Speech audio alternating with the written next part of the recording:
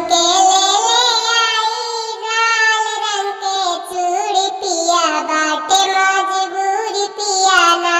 हमके ले ले आई पीला रंग के चूड़ी पिया बाटे मजबूरी पिया ना।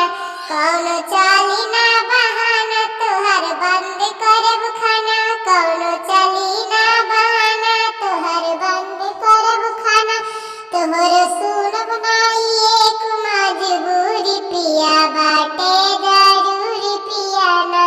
तोहर सुनब नाही एक मजबूरी पिया बाटे जरूरी पिया ना। हमके ले ले आई पीला रंग के चूड़ी पिया बाटे जरूरी पिया ना।